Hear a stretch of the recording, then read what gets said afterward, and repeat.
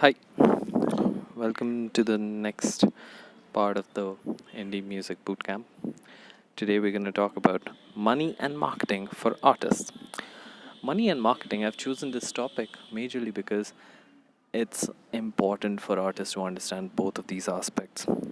One or more, and actually, every artist has faced difficulty with at least one of them through through their entire career over the period of their lifetime. So, basic questions that a family asks, especially in India, is how does your family feel about you pursuing music? Are they happy? Are they excited? Do they support you? Or are they worried? Are they questioning each and every life decision that you take? Or do they think that 5 years down the line you'll be broke and coming back, and 5 years you won't get married, you won't have savings, and all of those things? So it's a very deep, intense, important topic for any human being actually who lives in the real world of capitalization. So we're going to talk about this, the ways how artists can make money, especially musicians. Now, I personally believe musicians are kindred spirits. What that means is they have an innate talent, an innate gift to serve the humanity with their music, with their art, with their talent. They can really move people through their words, through the tunes. They can make us feel happy, sorrow, sad, excited, all in a span of 1 hour or even less sometimes.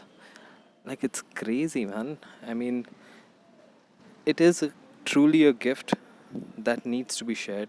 You can make people happy just by your presence, just by getting a drum out or a guitar out and strumming a few chords, and the whole environment, the whole ambience of the space changes because of that.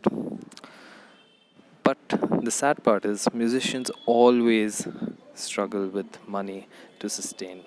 They don't have a clear path, they don't have clear salaries, and unlike other freelancers which can get paid for the value they create, musicians don't have a clear cut value proposition, so to speak, in business lingo. But we're going to talk about ways artists can earn. And there are a lot of ways if you're creative, if you're smart, and if you know what to put in, how to build your foundation, and then build on top of it to make different, several, multiple revenue streams for yourself and for your band. Now, these are the main ways that any musician can earn. Teaching is the most simple and the most viable option, and especially in your formative years when you're young, when you're just starting out, teaching can be a really lucrative way to start your career. You can teach anything. It could be songwriting, it could be instrument, it could be singing, any talent that you already possess. Session playing is helping other bands or being part of other bands where you're getting paid for a particular piece that you play for them. Streaming is the most popular way that musicians think they will earn from, but we'll get to the realities in the ongoing slides. Licensing, which is just which is when you're using your music and giving it to other people to use with your consent. Then comes sponsorships, where you form an alliance with a brand which matches your values as well as your form of music, and get paid for uh, showing your face or using your music or uh, sharing their products or service in your gigs and stuff. Live gigs are again the most popular ways, the second most popular way that we consume music, and merchandising. Again, a very, very, very lucrative stream of revenue. First up, teaching. Now, teaching is not complicated. It's the simplest, the easiest way to earn. Teach what you know. It could be instrument, it could be songwriting, it could be anything that you do. 80% of the artists who call themselves musicians, who lifelong practice music, survive on this. And that is the sad part, unfortunately. It forms a great foundation because you can start as early as you can sing. Like, before you even perform your first show, you will be able to teach what you've learned to people. There's a ready market for it. Every parent wants their children to learn something, and nowadays even adults want to learn how to play an instrument, how to make their own songs, how to write poetry, all of these art forms.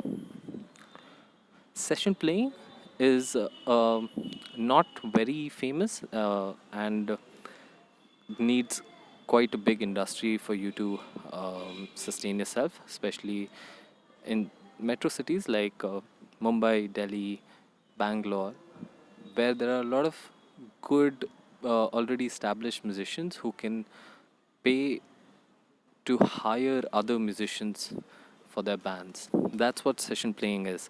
So, suppose you have a band and tomorrow you have a gig, but one of your uh, lead guitarist or maybe bass guitarist is not well or has a fracture in their hand.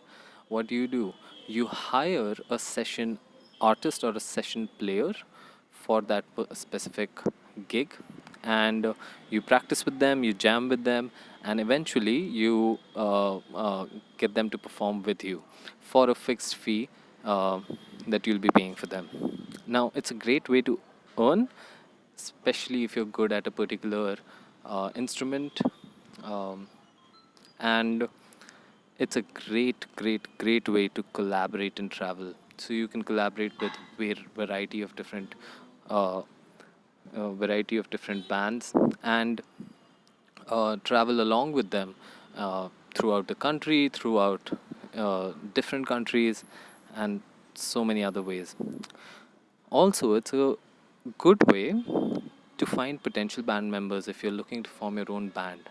So again, another lucrative option, but um, it's not something a lot of musicians, especially singer-songwriters or professional musicians, want to go for. They would either go for teaching or uh, and just use session playing as a side gig, sometimes on and off. Third option, streaming, which is the most popular option. It's the new age digital platforms that have created this frenzy of streaming. Uh, you might be using them yourself. Apple Music, Spotify, YouTube Music, all of them just stream the content and pay the artist for each stream that a user does. Now, the sad part in this is there's no fixed pay. That means every platform has their own uh, way of calculating this amount that the artist gets, which makes it very difficult for you to know how much you're going to earn. And also, it's completely a volume business. So if uh, there are just 10 people listening to your song, you probably won't be earning 100 rupees also out of that. So it requires a lot of patience, it requires a lot of luck, which I personally don't think you should rely on completely to get big in this. The reality is, Spotify, which is the world's biggest streaming platform currently, gives 50 paisa, approximately 50 paisa, for one stream of the song, which means for even to make 1 lakh rupees, you need 20,000 streams of a particular song or the collection of your song. Now, another problem in this is every song doesn't get the same amount of streaming revenue. It also depends. Suppose in an album, if one song is really popular, that popular song gets a lot more streams as well as gets a lot more value for the royalty than the other songs. So again, like, it's a completely volume business, it's a completely volumes game. If you go viral, if you have a huge following, if you have a huge marketing campaign, if you're able to reinforce yourself, get yourself popular in some way or form, only then streaming becomes a viable option. The next option, which is really lucrative, especially if you're an instrumentalist, is licensing. Now, if you play just the guitar, or if you play just the djembe, or any of the percussion instruments, any of the instruments that you might be using, it's a great way to just record a composition, put it up on a variety of platforms for music licensing, where they pay you for every time someone asks for a license. And essentially, they're using this music or this product that you've created in their own movies, TV shows, radios, ad jingles, documentaries, online membership sites, etc. Now, they could be using it anywhere where you put up music, any place. It could be a, a, a restaurant, it could be lifts, it could be any place which wants the kind of music that you have made and wants to take your consent for using it. But it also has its own problems. It needs a lot of good connections at the right places. Like, if you want to sell your rights or license your music to a TV show, then you need to reach that TV show director or producer at the right time and to the right people to to be even considered to license your music to them. So this creates a big issue, and that's where record labels come in and provide such a great service here. But it's completely, once you've licensed it, you're just earning money off of other people's efforts. So it again makes a very lucrative way to earn. Then comes sponsorships. Now, sponsorships have huge potential. Like, if you're an artist, suppose Pratik Kuhad goes on a tour in India and he has a following of 1 million people uh, through the country, and he has a specific genre of music or a specific type of audience that he caters to, then some brand would want to sponsor his tour. That means just to be put, just to be able to share Pratik Kuhad's name or share their brand name on Pratik Kuhad's poster, they would pay Pratik a lot of money. It could also mean that they would probably sell their products or share their products with the audience that you have, or do like a uh, gift giveaway to the audience that you have.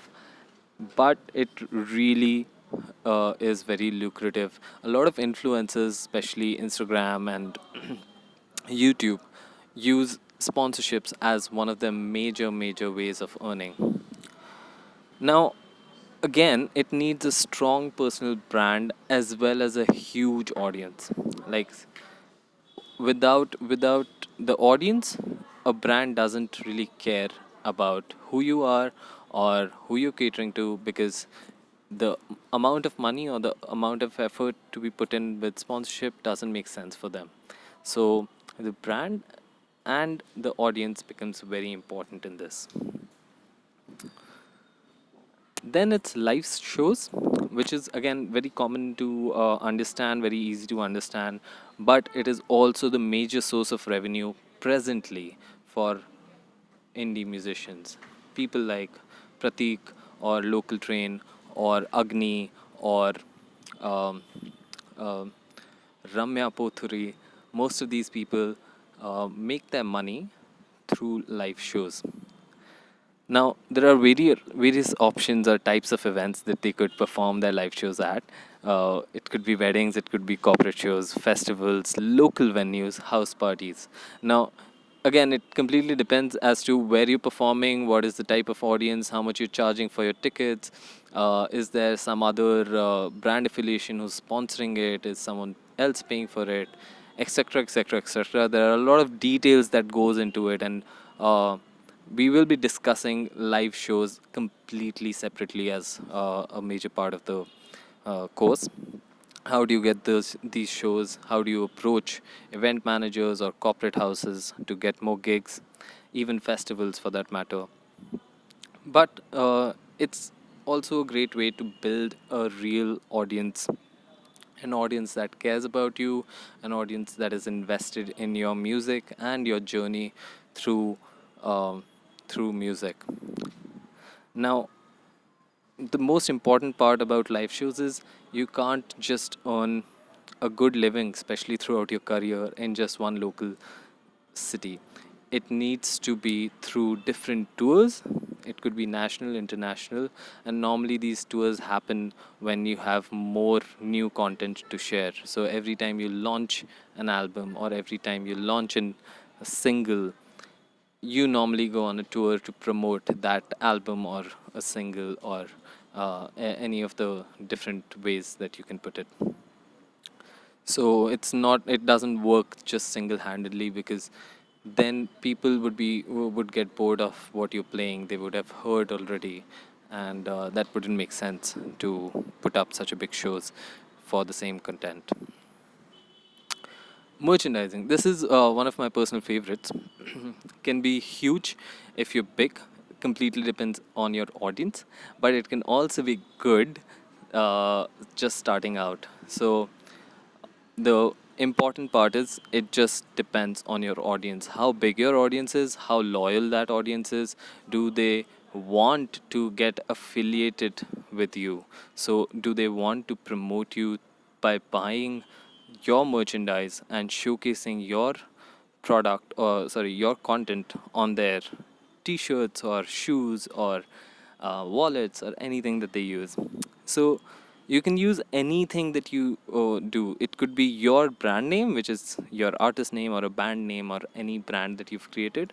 It could be a song name, or it could be a song phrase. A great example of this is the recent song Apna Time Aayega, which became such a big, it went viral clearly, and everyone was wearing the t-shirts. Everyone was uh, have everyone had like a cap or something like that to share that they promote this particular phrase from the song. Now, important thing here is to create relevant brand items. Relevancy is very important. If Pratik sells hats, it wouldn't make sense. But if Pratik starts selling notebooks, which are cute and small and uh, uh, warm, that would make a lot of sense for merchandising for Pratik Kuhad. And similarly, for local train, it could be a tote bag, it could be t-shirts. T-shirts are huge, and t-shirts are the most common ways to sell your to merchandise your brand name. Now, what about crowdsourcing? Crowdsourcing is such a frenzy nowadays in the indie musician community, but I personally don't believe in crowdsourcing. The sad part is, crowdsourcing completely depends on your audience, and it's like taking a loan from your audience. You may or may not get to reach your goal that you've targeted, and if you don't, then it becomes a very sad way of promoting yourself, and even the audience loses some interest. But even if you do get to the point and your economics were wrong, or the cost goes high, and you're not able to make the album that you were crowdsourcing for, or the tour that you wanted to plan your crowdsourcing around, then again you're missing out on the expectations. You're really putting down other people's expectations on this. Now, This is again a very this is a recent trend, the custom content part. So this basically says, or the model is where you have a good loyal following and they want to help you by getting premium content do for taking a membership to your brand or to your name, right? So you can do this on your website. You can use different platforms like Patreon to do this. Well, how it works is, suppose you have a YouTube channel and you want to get more memberships. Even YouTube has actually started memberships now. So you can sell tiered subscriptions. That could be, suppose, inner circle newsletters or podcasts from the tour, or uh, information, or like another podcast from our friends in the music industry, something like that. Like basically premium content that you're not releasing anywhere else but to these people who are paying you to get that content. And this also reinforces a lot of brand loyalty for you. A lot of these fans who are already paying for your content get even more engaged, and they further spread word about your work. So it's a great way to really build a strong loyal audience around you. And it could be a very direct way to connect with your audience, and survive completely off of them, not depending on anything else. No record labels, no Spotify, nothing, but just the audience that you've created by yourself on a platform which serves them directly. Now, second part of the today's content is today's topic is marketing for artists, for which I've already attached a file in the email that I've sent you. So it's by Derek Sivers. He is the founder of CD Baby, which is one of the world's biggest music distributors, online music distributors today. And he was a musician himself. He has been, he was a musician himself before he started CD Baby, and it was a great project that obviously turned into a huge business. But the file that I've sent is so good that I don't think I even need to add on to it in any way or form. It's right to the point.